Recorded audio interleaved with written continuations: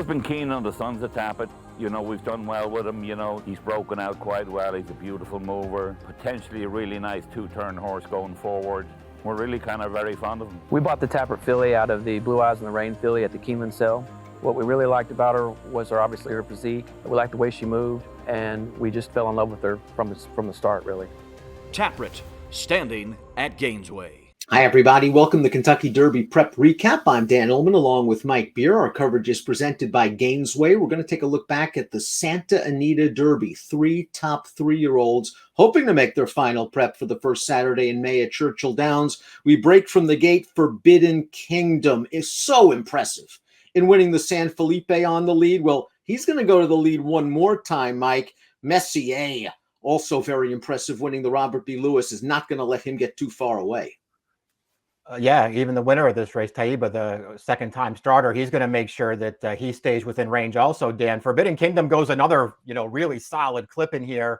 The difference is in this race, he doesn't have 5 around the racetrack against some horses who just can't keep up with him. In this race, he's got a couple of quality colts who just never let him get away.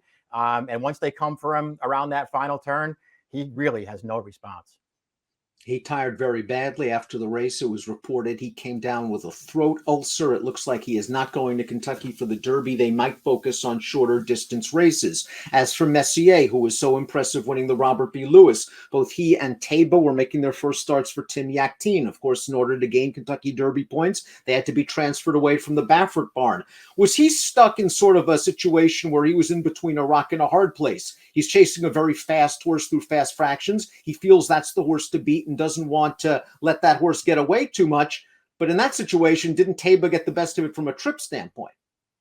Yeah, I mean, certainly it was a tougher situation for Messier because he's got to keep Forbidden Kingdom within his sights here. He can't let that horse get away like he did in his most recent start. So Messier keeps after him, takes over here. And it sort of just feels like, at this point, Dan, that maybe he's going to have enough to hold off Taiba.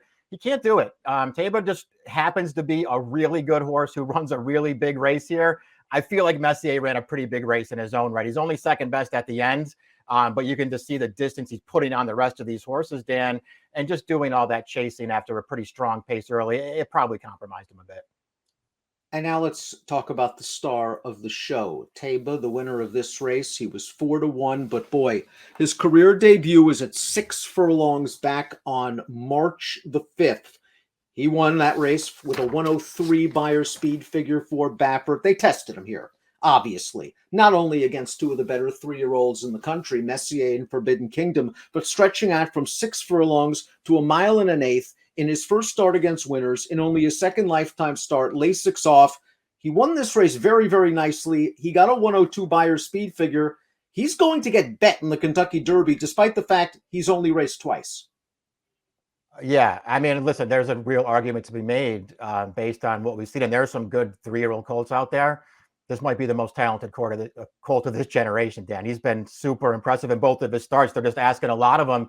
You mentioned all the things that were sort of working against him here, one start, stretching out around 2 turns, stepping up into a grade run. On top of all that, it's not like he landed in, one of those 9 furlong route races where, they just sort of go at an even pace and let him stay in it. They went fast in front of this horse. He had his fitness tested basically this entire trip. And it's not like he came from the clouds to win this race, Dan. He was 2 or 3 lengths off the leaders the entire way around the track.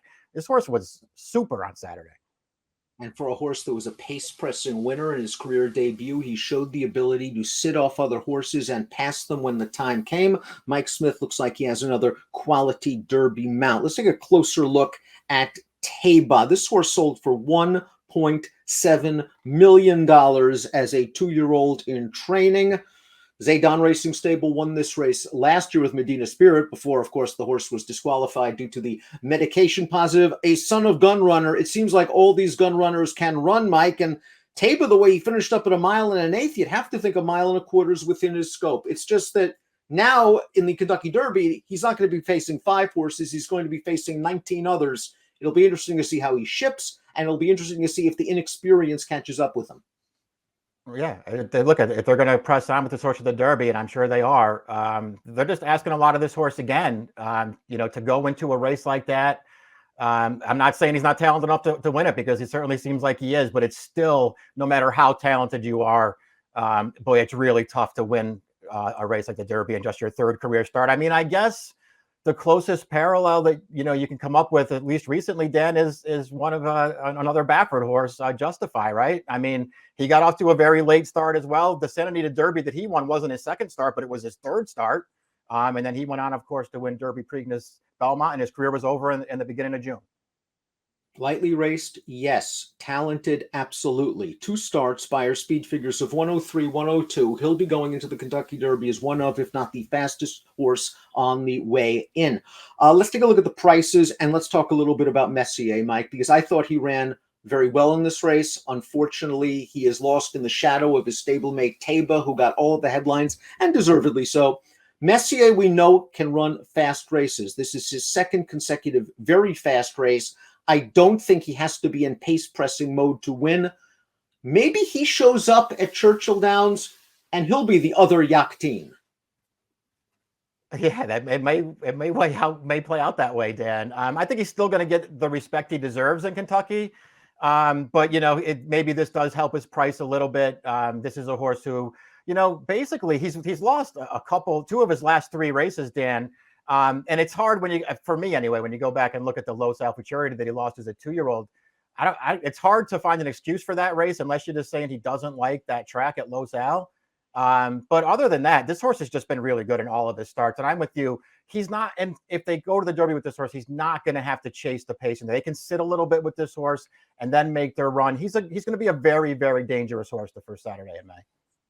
Taba adds a lot of zing and a lot of excitement to a Derby that is already full of quality contenders. He's brilliant. He's inexperienced. Messier may be lurking under the radar. 2 very good 3-year-olds might be primed for excellent performances under the twin spires at Churchill Downs.